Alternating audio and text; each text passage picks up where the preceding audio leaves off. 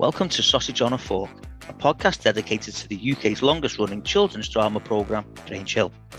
My name's Neil, and in each episode I'll interview a former cast member about their life before, during and after their time on the programme.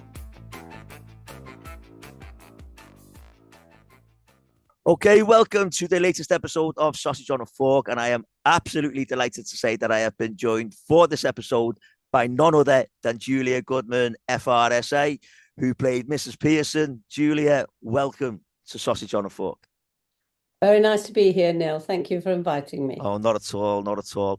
So what we'll do, Julia, is we'll start this episode the way we start every episode. And if you could tell us how you first got into acting. Okay, how I first got into acting. Well, when I was 6, my mother was in Henry V, because she was an actress. And I heard her talking to the director while I was in the room. I was only tiny. And I thought, I want to be in this. So I wrote myself into Henry V. Right.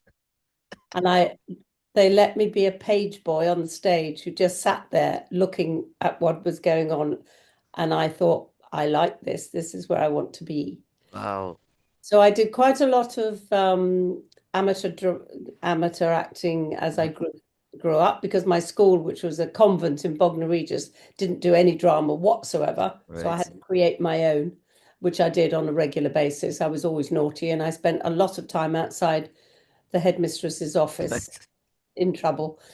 Then I started with some friends in Chichester, a group called the Attic Theatre Company, where a lot of people who are now famous joined.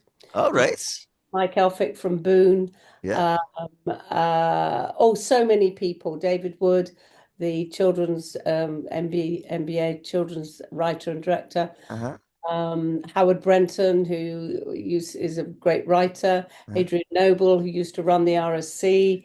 And we were all just young kids, and we just wanted to do our own thing and put on plays, which we did. And then the theatre came to town, the Chichester Festival Theatre, with Sir Laurence Olivier, and a huge and incredible cast of actors that came down. So I was then 15, 16. Right. So I got myself an usherette job in between school and holidays. And I worked there until I went to drama school at 18, when I went to the Royal Central. And that was kind of how it came about. It was I went to do my A-levels at sixth form in Chichester, and what did I do? I put on a play, but I didn't do my A-levels at all, or do anything whatsoever. No. But I did put on a play, and it was the very start of what is now a very well-known drama and arts department, which wasn't there when I first went. Wow, brilliant. So that was good. Yeah. No, that really, really is. And so, like you say, so then you went to do A-levels. Then you went to drama school after that then? Drama school, yes. I went to drama school. I auditioned for drama school when I was 17 at RADA. Right. And they said, no, you're too young. Go back and do your A-levels. Then come back. And I thought, no, that's not going to happen. So that's when I put the play on. And then, and I think I invited the whole of the National Theatre to come and see it, because I put on a Renaissance play called The Duchess of Malfi, which was an enormous undertaking and ridiculous at my age of 17 to do it, but we did. And it was the first time I died on stage, which I remember very well, which was wonderful. Then I went to drama school, and then I left drama school when I was 21, so I did 3 years. And then I went straight into what was then rep theatre, weekly rep, where you were reading, performing, rehearsing, and learning 4 plays a week. Wow. A week. Wow. That's incredible. You were paid £8 a week. £4 went on digs, and £4 was to live on. Wow. That's wow. So how did the move then come from theatre to television? Television. Well, interestingly, I was in the West End. I did a couple of plays there, and I went to Bournemouth Rep and did plays with Jessie Matthews, the old star, which was quite an experience, I can tell you. And then I came back and I heard about the play, the television series, Take Three Girls. Right. And I knew that's what I wanted to be in. I wanted to be in television. I wanted to be in that series. I worked, I'm always a great believer that if you focus on something in life, you kind of manifest it. Yeah. But you don't always get what you want, No. but you will get something because you've given it that incredible focus, which I did. I didn't get that, but I then got a series almost on the back of it, called The Brothers. Right. And The Brothers made me famous. Right. I mean, whenever I've said to people this week, I'm interviewing Julia Goodman. She was in The Brothers. People have got, wow, that was amazing. And to be honest, it's kind of how you've ended up on here, because someone got in touch with me because it's recently been on Talking Pictures. And it's I have this now massive fan club which I've completely forgotten about, and I'm going on stage to be interviewed. Wow. And sign autographs and all that sort of thing. So it's been an extraordinary. So me and Colin Baker, Gabrielle Drake, Liza Goddard, and myself are almost the only ones still with us. Right. And I think I'm going to be on in March in St Albans. I'm not quite sure what the venue is. Right. With him on stage, and we will be being interviewed and signing autographs. Brilliant. Really well. It's amazing because the people watching it now, because they're about to replay it again from the beginning, are people that were children when it was on. They weren't watching it, or they weren't even born. So it's a whole new crowd of people that have fallen in love with it. And I think one of the reasons is because the reason it never got repeated in the past, because it's a long time now, was because it was seen as dated. Right. But now the 70s is incredibly popular. So everybody loves the fashion and everything, So it's been brilliant. But you also before that, you also did other bits, didn't you? So you did, like, am I right? You did quite a few comedies, like Up Pompeii. Yes, I did a lot of comedy. Up Pompeii and Steptoe, and stuff like that. I did all of those. I worked with all the top comedians, and it's where I learned my comic timing and how I learned to survive. Right. Because when you work with a top comedian, I worked with Ronnie Corbett, I worked with Frankie Howard, I worked with Michael Crawford, I worked with Dick Emery, and I was young and eager and thought I knew everything, of course. And you come up with characters and they go, we're not letting you have a single laugh. And if you get a single laugh, you will not be spoken to. In fact, you will be put in your box. So I learned a very good tip for any young actor going out to work with comedians. Don't tell them what you've got in rehearsal. Wait till the filming and then you can come out with it. Because if you show what you've got in rehearsal, it'll be gone. And they're a very funny breed. So people like Frankie Howard, an absolute genius. Like, was he like that, like, all the time? Was he? Right. I mean, my new world, which I've been doing for 35 years now, is communication coaching company, which I run. And a lot of my understanding of communication for non-actors comes from my work as an actor, of course, but also from the theatre and from working with people who, on the outside, when you meet them, normally are very different, seemingly, from people who you imagine when they're in their parts and so forth. Because a lot of performers and a lot of actors are introverts. They're not extroverts. So when you meet them in real life, you can't believe how, they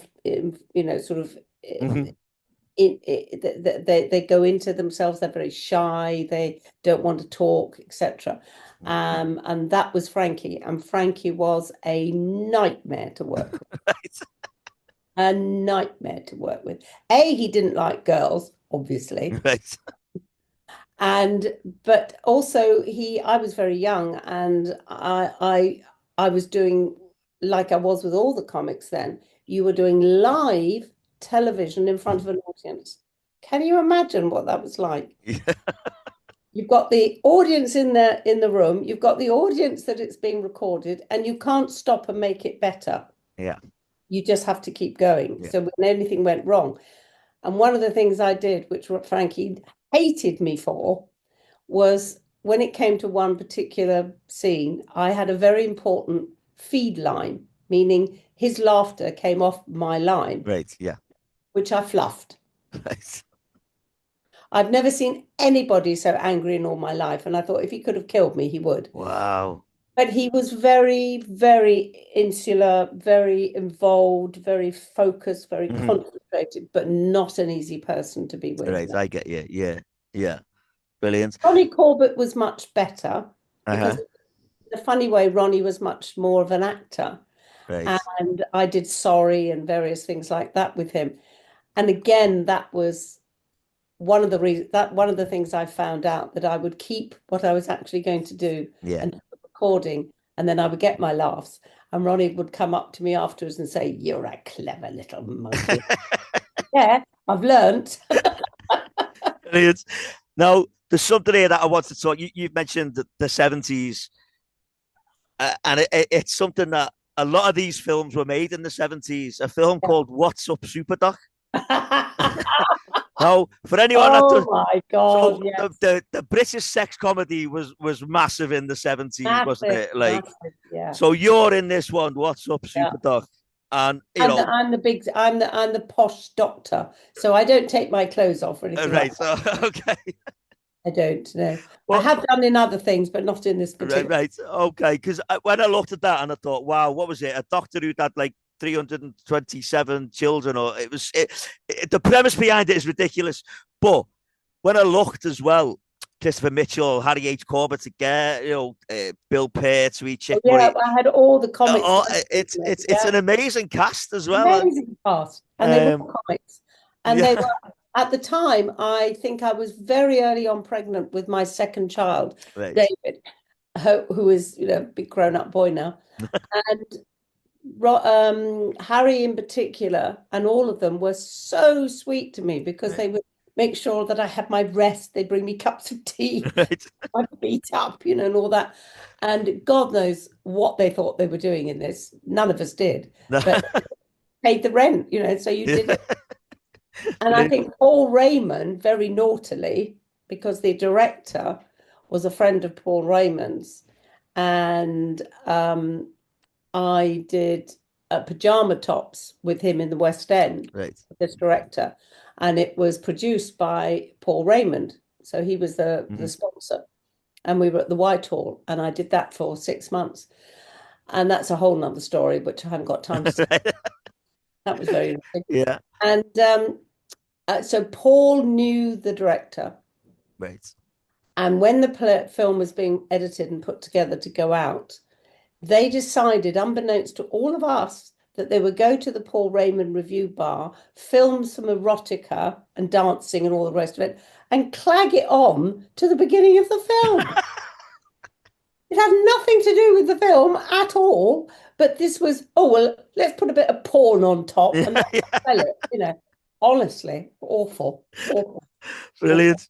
But No, great fun to work with those wonderful actors. yeah, I can imagine. Like, as I say, because normally you see like a British sex comedy, the cast, it'll be people that are well known now, but were not necessarily well known at the time. But when I looked at that and the fact that like Huey Green was in it and Yes, Melvin they were all Hayes in and it. people like that, like, and I just thought, wow, that's incredible. Now, another thing I wanted to talk to you about, I've talked about this a couple of times because we've had people on who've been in it before, and I love this, and it was those glory days.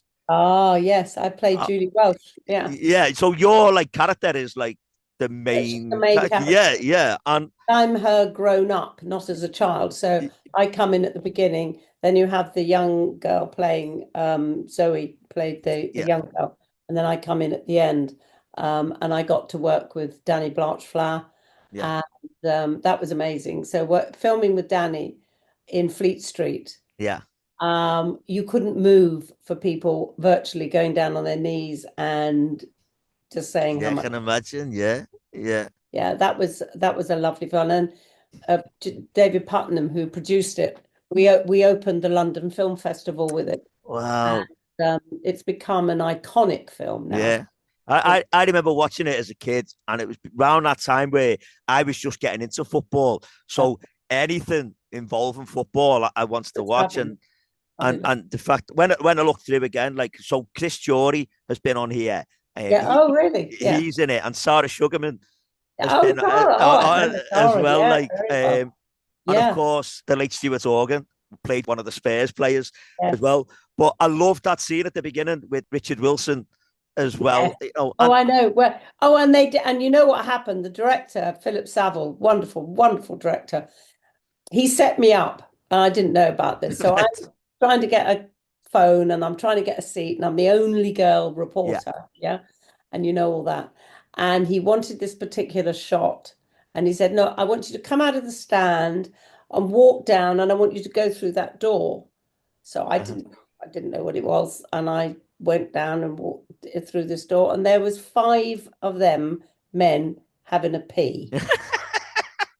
So I was in the loo, and the look on my face was complete shock. And he said, "That's the shot I Yeah, want." because that's in the. So you didn't know that's where you were No, going I to end didn't up. know. I didn't know it was happening. Yeah, so I had no idea. Brilliant. That was a wonderful film to do. I, Completely, yeah, I love those glory days. Okay, so we'll move on then. So we'll move on to Grange Hill. You came in as Mrs. Pearson, and it's weird this because you were over. It was over 4 years. It was only 3 seasons, and you were only in 12 episodes, and it just seemed like you were in a lot more. I think because the story went on, like, went on. yeah, Well, yeah, okay, I've got a funny story about that. Okay, so we shoot the first lot, and I'm supposedly this slightly posh middle class woman with a child who'd been at a public school, and I'd had to come down in the world because I had an abusive husband. yeah, We end up in this little bed sit, and he's yeah. having to go to the rough, tough school. So it's all pretty ghastly for us all. And so we did the first lot, which was great. I loved Paul. We got on very well and so forth. Then there was a break, and I went off on holiday. And guess what I did? I had my hair cut. All right. I had my hair cut, and I had an actual shot where I had to come out of the school, my house, and go into the courtroom, which is where we had the courtroom, which was all continuity. Right. So I walked into BBC in London, in the old place there. Where is it? White City. Yeah, yeah, yeah. And all the makeup rooms there were yellow, green, red, and you went into the one that was attached to your show. And I walked in, and all the makeup girls looked at me and went, "What the fun?" And I went, "What do you mean? What have I done?" Oh my God, I've had my hair cut. Oh dear. And therefore that whole shop was completely white. Yeah. I had to wear a hat and all the rest of it. Anyway, that was just rather brilliant. Brilliant. Well, I mean, like you say there, Mrs. Pearson, you just mentioned there, they were sort of like this middle class family, the Pearsons, and Mrs. Pearson was the mother of Matthew Pearson and Lucy. And the Pearsons actually opened Series 11. They were actually the first scene in there. But were you aware just how big Grange Hill was at the time? Not, you see, because you don't as an actor. You'll go to your next job and you go for an interview, and it was out of my age range by then. Obviously, I was. The children watched. My children watched it. In fact, they're in it. Oh, right. In the back of the car. I had them both in the back of the car. And they used to tell their friends, that they were in Grange Hill. Yeah. So no, I didn't know really how much it was. I had a couple of friends who I still know. Paul Jericho, he was the sports. Yeah, Mr. Hicks. Yeah. Hicks, and one or two others. I remember going to the audition and having, just an interview, and I was sitting there talking, and they were telling me about the situation of Mrs. Matthews, going from a much more sort of, a richer life down to, and I had just gone through this myself. Ah, right. Wow. My first husband and I had separated, and I had moved into a place with two children. I was on Social Security at the time as well as Oh, right. Yeah. and I sat there and I just told them my story, and they looked at me and they said, "All right, you've got the part." Right. Did they think you were I, doing a monologue or I something? was it. Yeah, I was it. I was doing it. I was very Yeah. truthful at the time. Wow. And it's like I say that the Pearsons kick off that series, and it's a usual, a chat between a parent and their child about, are you worried about starting school and all that. And the thing with Matthew and Lucy was, even though Matthew was older, Lucy did tease him quite a bit. And Mm. when I've watched it, Mrs. Pearson never seemed to say anything to Lucy. It was only whenever Matthew said anything, because he was the big brother, he'd get the telling off. Lucy could say what she wanted, but that was it. But they pull up at the school, and Matthew gets out the car, and there's a scene where Matthew's mum calls him Matthew Darling. And Kerry, when Kerry Binns was on here, Kerry, who played Lucy, she repeats it, she mimics it, but she said she had kids shouting that at her for ages afterwards. She'd be walking down the streets and the kids would be shouting, "Bye, Matthew, darling." Oh, I didn't know that. That was probably me. I probably just put it in, Yeah. because I was improvising or something. Yeah, probably. Because Paul and I, we were quite close. We got on very well. We had Yeah. a very Yeah. teamy relationship, which was fun, And he was a very, very, very good-looking young boy. It was great. Yeah. I mean, what I noticed about those scenes as well, there was an awful lot in the Volvo. There was a Oh lot yeah. of there was A lot so of Volvo acting, and I think at the time I don't think I was even driving or had passed my test. I don't think back wow. then. Yeah, I Right. know, I know, I know. No, it's bringing it all back now, because you do forget Yeah. what you've done in it. Like I say, what you're saying there, a lot of people find that they'll have forgotten all about it. And as I'm saying things to them, it's jogging the memory, and it's all coming back to them. Yeah, yeah, Um, yeah. and again, in the Volvo, going to Grange Hill, this is another time, and Matthew's moaning that everyone else gets to go to school by themselves. And Mrs. Pearson's like, "Well, I don't care about everyone else, I'm only caring about you." Mrs. Pearson and Matthew joined forces to tell Lucy to shut up, because Lucy had started mimicking both of them at this point. And Matthew wants to be dropped off around the corner, and the mum, That's what I remember the that. mum Well, you see wouldn't let him. that happened with my own son. I was not when I tell you, this is quite a funny Yeah, story. yeah. Comes into that. So I was doing I think I was doing the bill, and I was playing a drug smuggling uh spy, a cocaine cooking spy or something. I don't know, correct. Right. Yeah. Because my son, who was at a local academy in London, when I used to go and pick him up, because I was in Grange Hill, Yeah. everybody would be asking for my autograph, right? He nowhere to be seen. Completely nowhere to be seen. You're so embarrassing, Mum. I can't bear it. When I played this in the bill, he said, "Mum, I'm so proud of you. I'm so impressed." He said, "You've given me street cred now for months," because I was playing a drug smuggling spy. Brilliant. Brilliant. I love that. And when Matthew's actually been dropped off around the corner, the mum snaps at him and says, "I've got enough to deal with." And that's when you start the first sort of signs of maybe not everything's rosy in the Pearsons' Yeah. household. And he drop off at school. There's other kids laughing, and Matthew runs off. Because back then in the 80s, to be driven to school, it was like social death. Like, Yeah.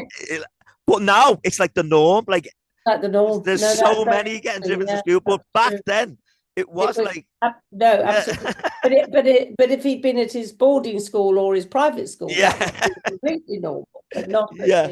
Local comprehensive. No. And then things started changing as well, where we see Matthew being dropped off a whole street away from the school. Like she started moving a little bit further away. But like we say, there was maybe things weren't rosy, because Matthew was telling his friends about how his dad had worked away, and his dad was giving him all these things. And he'd been abusive though. yeah.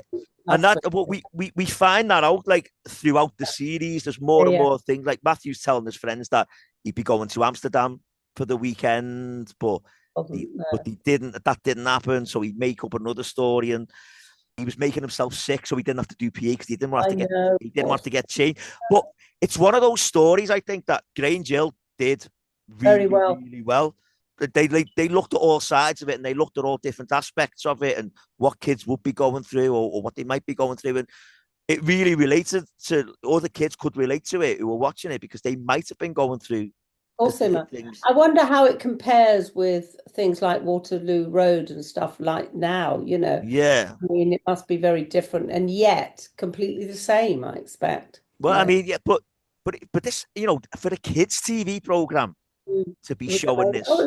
It was breakthrough stuff. Yeah, definitely. It was breakthrough stuff. Absolutely. Definitely. And so to be things where we sort of started realizing that maybe that Mr. and Miss Pearson weren't together, the fact that Mrs. Pearson was picking him up and then saying, "How was your weekend?"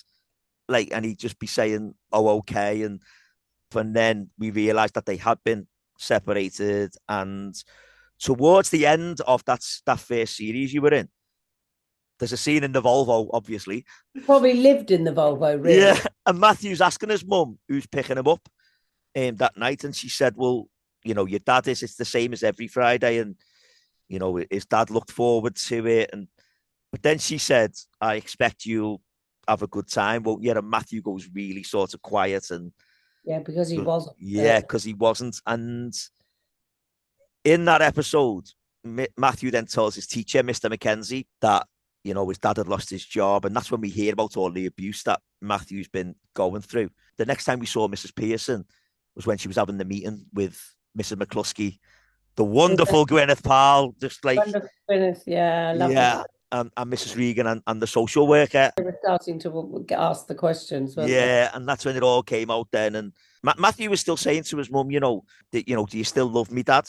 And Matthew even gave her a kiss at this point because he knew how traumatic the whole thing had been. Yeah, he's beginning to understand his mother. And Mrs. Pearson was then given the sole custody of Matthew there. Yeah. Dad could have the supervised visits. Well, I was going through all that myself at the same time. Right, yeah.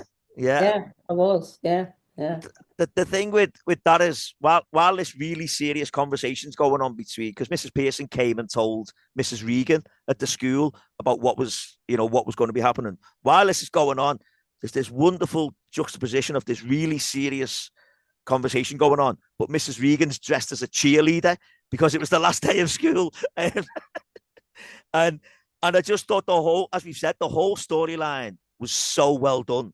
Yeah, very well done. Very well done. And then it was when I was at the interview for the audition, when I was being told about the story, they said it was this decline of this middle class front that had to be kept up, and where she had this other existence gradually disintegrating, gradually breaking up, and gradually coming to the terrible place where Paul does what we know Paul does. Yeah, so that's that was a couple of series later, series 13.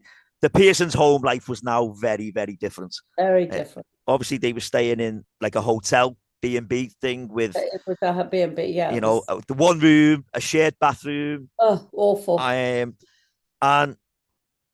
Mrs. Pearson's helping Lucy, getting ready for school. Lucy was now played by a younger actress, because Kerry Binns, who played Lucy the first time, was telling me she was already taller than Paul was. At this point, she'd shot up. Well, Kerry and her boyfriend. I was doing a play at the Orange Tree in Richmond. I was doing 2 or 3 plays there, and they all came to see me. Oh, brilliant! I love that. They all came to see me in the show, and Kerry was one of them because she was then. By then, she was a young working actress. Yeah.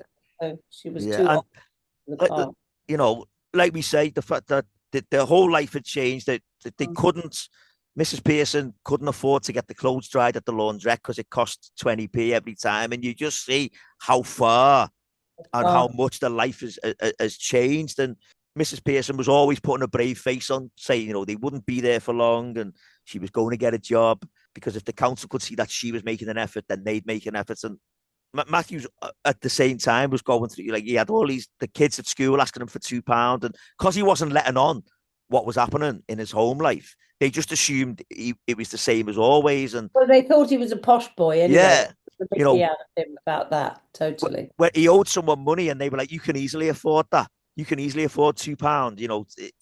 And the other thing was when Matthew's shoe broke. And, the kids were like, well, why can't you just get new shoes? And Tegs gave him money to buy glue to fix his shoe. But he didn't want to, because he didn't want to tell his mum. And, there's things like Mrs. Pearson going for the job interview, but telling the kids not to answer the door to anyone. Because it was like, it was an awful situation to be in. And no different now, a lot of the time, Yeah.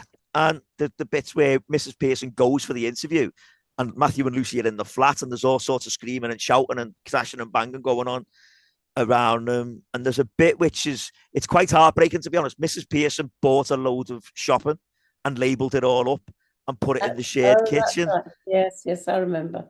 But when she went back to get it had all gone. Like someone else had taken it. And like I say, she'd been putting on this brave face for the kids, but that broke her. Yeah. And this was when Matthew decided to do something about it. What he did, yeah, that was quite something. Can you tell us? It had an enormous impact. Yeah. So can you tell us what Matthew ended up doing then? He set fire to the hotel. He did. And set fire to it, and all hell broke loose. And I'm not quite sure if anyone got hurt. I don't think so. No, because he was found out to have been eventually the one. So Mrs. Pearson had gone to the chippy because all the food had been taken. She said, we'll have fish and chips. So she went. Matthew sent Lucy with her because he knew what he was going to do. Mrs. Pearson and Lucy came back and realised what was happening. And Matthew wasn't outside the building. And he was eventually rescued, but was immediately considered a suspect. Now, I have to say, when Mrs. Pearson and Lucy came back, there was an almighty scream of Matthew from you, like a proper ear-splitting scream of Matthew. And it's quite impressive. If anyone watches it, it's an impressive scream of Matthew, I have to say. But like we say, Matthew's considered a suspect straight away, and it comes out that he did do it. And there was a bit where Mr. Mackenzie went to see the Pearsons, and that's when he finds out that he'd done it. And it came out that the fire regulations in the hotel weren't up to scratch. So, ironically, Matthew setting fire to the hotel did get them moved, but only to somewhere a similar place. Yeah. And then Matthew did end up in court. And that's where I go to court with your short hair. My short hair. Yeah. So, while the family are going through all this, Mrs. Pearson can afford to go and get a haircut. I'm on holiday. I can't remember where I was now, but I think I was with the children, but we were somewhere nice. Yeah. But just going back to the scenes with the fire. Obviously, you weren't inside the building at that point. You weren't inside the building. But was that like, when you're filming scenes like that, does it get pretty tense? Well, I wasn't on the set at all, so I don't know. I mean, I'm not quite sure how they did it now, but there would have been scenes of smoke and stuff like that. Yeah, the scenes with Matthew actually in the room, with bits of things on fire and stuff. I wasn't around because when you're not filming, you are not on set, obviously, and you're not probably even involved in the rehearsals or anything like that. So you very often don't know from one episode to another exactly what's happening. Unless you're in it, you do. But, and then, so as I say, Matthew ended up in court, and he was placed under the supervision of the social worker. He avoided custodial sentence, which is what they were fearing for the worst, basically, but he didn't get it. And then series 14, just the one episode in series 14, where the Pearsons were now living in a much nicer place, but it was on the 10th floor of the block of flats, and the lift didn't work. And Matthew took some of his friends round for dinner, and Matthew seemed to be closest to Natalie. And Mrs. Pearson kept looking over, really disapprovingly at them. Even when, Natalie offered to help with the washing up, Mrs. Pearson was quite short with her and told her to leave it, and Matthew would do it later. And you think that something's going to come of that story. but then nothing else did. I know, well, I know, and that's what happens in these series. You know, Yeah, it happened to us on The Brothers. yeah, We had a reunion on The Brothers quite a few years later, which the BBC did, right. and we're all going around going, what happened? You know, it was pulling in 18 million Yeah, viewers because there wasn't the choice wow, yeah, there is now, and suddenly it stopped, and that was it. yeah. But that's what it is, because you're watching this episode and you're thinking, she doesn't like Natalie. Mrs. Pearson really doesn't like Natalie. She's going to say something to Matthew. And then nothing else happened. And we never saw Mrs. Pearson Never thought ever Mrs. again. Pearson again. I know, I know. Well, you see, they have so many. I mean, I've done so many series: The Brothers, The Lotus Eaters, The Grange Hill. I've done Fanny by Gaslight. I've done a lot of series, and unless it's on a book with a beginning, middle, and end, so Yeah, you know that that's where it's ending. It's like the series now. They could go on because there are so many stories that could be extracted from it and made into separate stories, but they can't follow things on beyond a certain point. They yeah, can't. yeah, Oh, yeah. Okay, so you left Grange Hill and you carried on acting, and you've mentioned a couple of things there, but you were in The Good Guys, Nigel Havers, Keith Barron. oh God, yeah.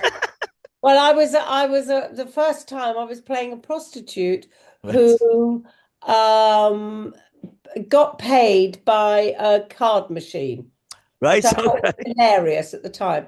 And Nigel and I shared a caravan, you know, yeah, because when we were on the set, and we just thought this was hysterical that he would be going to a prostitute and being paid with a card machine, or he wasn't going to it, somebody else was, yeah, and it was very professional, very business-like. yeah. I really enjoyed playing that part. It was very sweet, very funny, Brilliant. and it was lovely working with Nigel. Yeah, oh, brilliant. I can imagine. Yeah. And then you were in Coronation Street, I was right? in. So whenever I'm putting an episode of the podcast out, okay, that the week before I put picture clues online for Oh people yes, I've seen that. Yeah. people to guess who it is. Now, whoever guesses first will ask the next guest a question. So I've got a question for you from someone called David Smith. So David said, you were in 3 episodes of Coronation Street in the 90s. So can you share some of your memories of playing alongside some of them legendary Weatherfield residents like Alf Roberts and Roy Cropper and Fred Elliott and all that? So just for a bit of context, a bit of backstory, you played a horse trainer. Trainer. Okay, Right. so I'll tell Okay. you what. All right. So my uncle, Gordon Smythe, was a very famous horse trainer Right. and trained Charlottetown in the Derby and all the rest of it. And Albert Finney, the actor, bought horses from him and Wow. helped interview. I arranged the introduction to them when I was young. And I rang him up and I said, Uncle Gordon, I'm about to play a horse trainer, a woman horse trainer. What do you think I should look like? What's your thoughts? And he went, long pause. He was a very quiet man, as most trainers are, and he went, silk scarf and big tits. I said, right, okay, fine. So I got the silk scarf. My bosoms were quite good anyway, and the tweed coat and the whole bit. And of course, I was Jenny Pittman. Jenny Yeah. Pittman. You're Jenny absolutely Pittman. right, Yeah. Jenny Pittman. Right. Okay. So I became Jenny Pittman for this episode. Yeah. So I knew exactly what I was to wear and how I was to be, and I was Jenny Pittman. Fast forward at a big awards do, I am there and Jenny's there. All right. She calls me over and she said, hang on a minute, Yeah. what's wrong with you? I said, what's that? She said, you were playing me, weren't you? And I said, well, yeah, because my Uncle Gordon told me that is what I should be. So I did. So that was that. But the Coronation Street crowd were lovely. Right. I did Yeah. EastEnders too, and they were not lovely. All right. Okay. Not to me.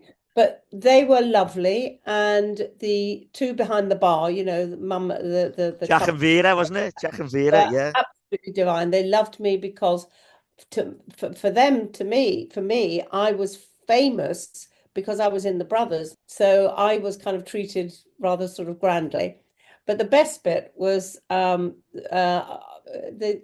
guy who died, who's behind the bar. Jack built Yeah. Army. They got together and bought the horse, didn't Yeah. they? Right? Yeah. Yeah. Yeah. I actually had to bring the horse on the cobblestones into the makeup rover return. Yeah.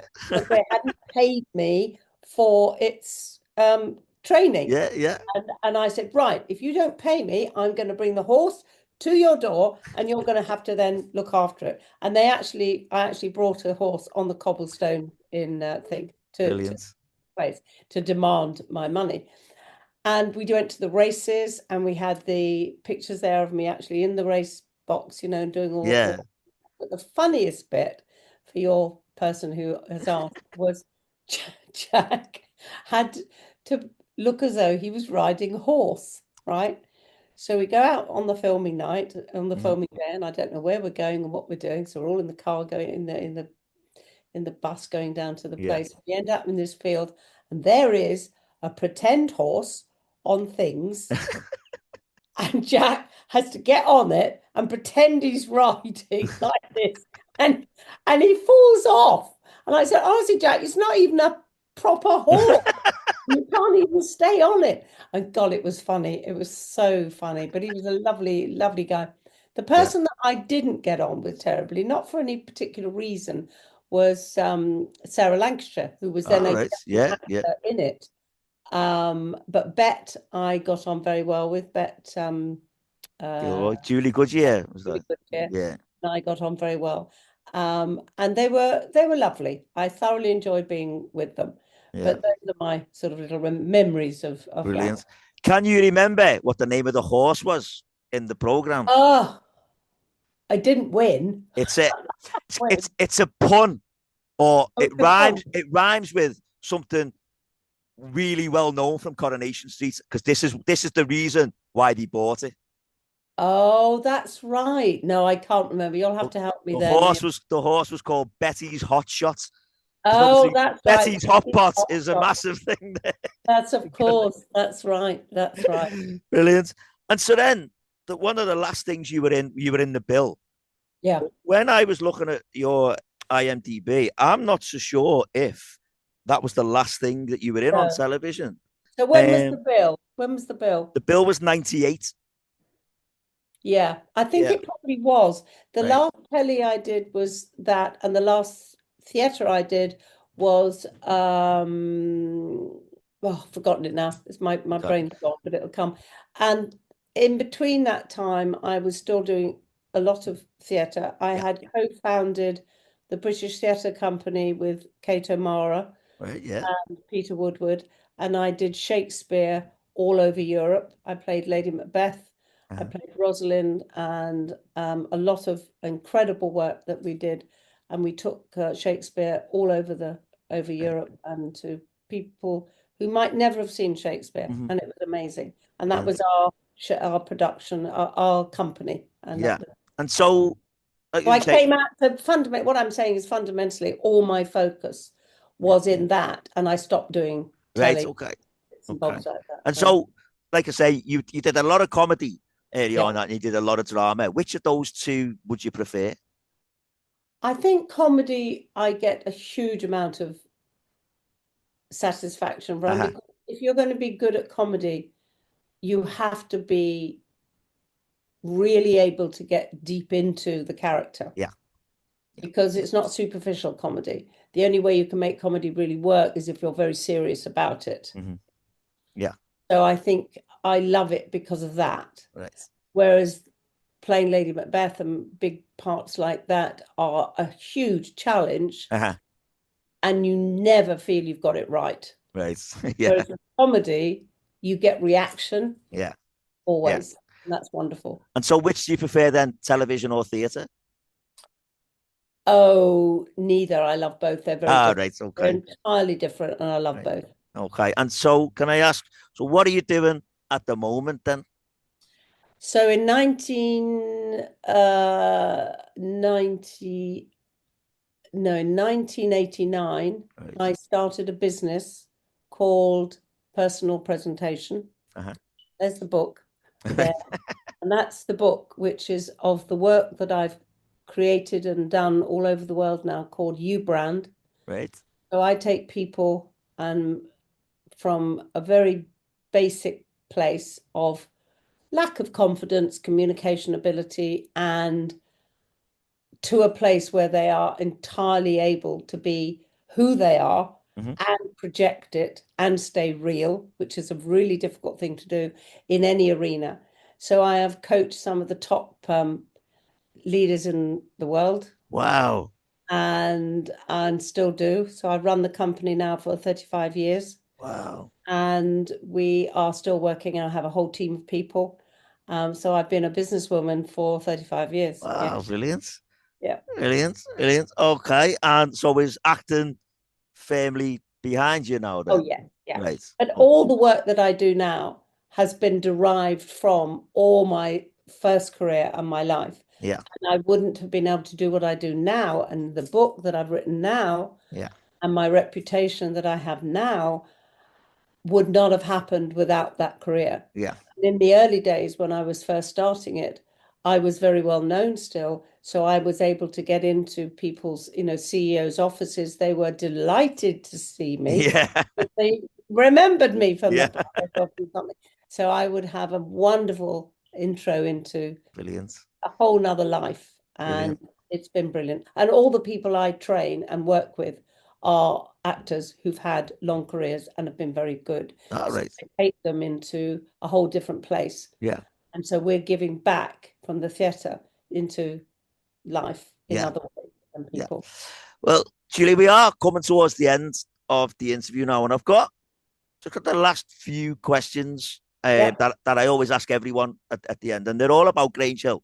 So, over the last couple of years, there's been talk in the press of a Grange Hill movie in the works. Oh, that's there indeed. Okay. Phil Redmond has written it. Yeah. Sarah Sugarman is involved. Okay, good. Now we haven't heard anything for a while about it. As everything, it's probably going to come down to funding. If the funding's not there, it's not going to happen, is it? So we haven't heard anything for a while. But what do you think of the idea of a Grange Hill movie? Okay. When you've got things like Waterloo Road, and when you've got the fact that things have changed, I mean, nobody in Grange Hill had a phone. No. Yeah. So if you're going to do Grange Hill as it was, if you like, as a sort of a bit like The Brothers has become so popular because the 70s was incredibly, it's come back in its pattern, then what are you going to do? Are you going to do Grange Hill now? Well, it isn't. It can't be because it was a completely different time. Or are you going to just use the word Grange Hill in order to get all the people that loved it back into watching something that is contemporary? Yeah. I don't think you can do that. You could kind of do Grange Hill, what Grange Hill might be like now. Yeah. But I don't think you can bring Grange Hill back, no. Right. Okay. Now, you've already said you weren't aware of how big Grange Hill was at the time, so obviously you hadn't watched it. But was there anyone when you were there at the time who you thought, you know what, that's a great character, I wouldn't mind playing their character, or was there anything like that?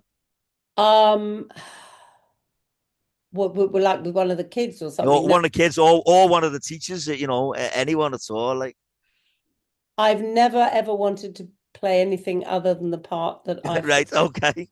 Fair enough. Yeah. I've never envied other people's parts. I might like to have a go at doing something different with the part. Yeah, that's the person that I loved then, and indeed was part of my mother's life, because my mother was one of the early co-founder members of Joan Littlewood's theatre workshop, which if you look up, you'll see started the careers of many amazing people.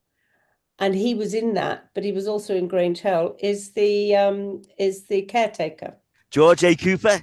George A. Cooper. Because you were in something with him, weren't you? Yeah, I worked with George twice, and George and I used to sit and chat about the fact that he was in theatre workshop with Joan Littlewood. Brilliant. So we had a lot of connection. Which he was in. Was he in the Brothers with you? I think he was in the Brothers. Him and Michael Sheard. If I've got my my notes correct there. Yeah, I think he was indeed. Yeah, brilliant.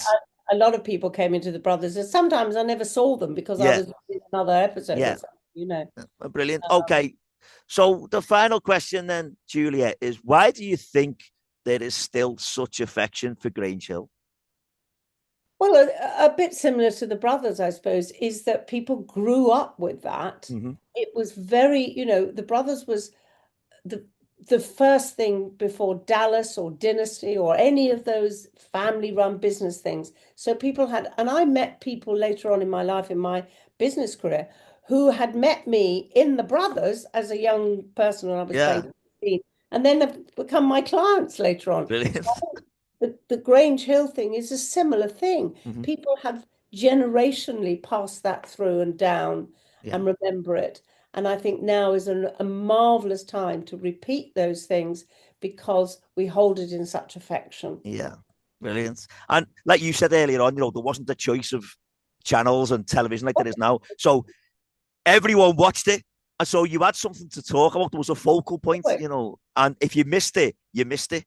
Do you know how much? Do you know how many viewing figures it had? So I've heard various things. So I've heard anything from 10 million to 15 million. Yeah. Someone was on here once, I can't remember who it was, but they said there was 1 week where it got more than EastEnders. It got more than EastEnders. Because they used to show the ratings in there, and at 1 week they were higher than EastEnders, like 18 million. Yeah. Brothers, and that was when it came off, and you think, what? Why? Yeah, brilliant. Well, Julia, thank you so much for coming on and talking to us and giving us your experiences, not just on Grange Hill, but in that vast career that you've had as well. It's been absolutely wonderful talking. Can I just say to people that my book, which is very, very helpful for people, especially young people as well, going into the world, and it's called You Brand, A Manual for Confidence. Yeah. Get it on Amazon or Waterstones or wherever. Brilliant. I would recommend anybody who wants a little bit of support and help in their careers and where they're going in life. And I think they'll find it very helpful, and it's a good read. And a lot of life comes into it, obviously. Yeah, brilliant. Oh, no, honestly, Julia, thank you once again. It's been great talking to you. And to anyone that's listening, I'll speak to you next time. Lovely. Cheers. All right, Neil. Thank you very much. Take care, dear. Bye-bye.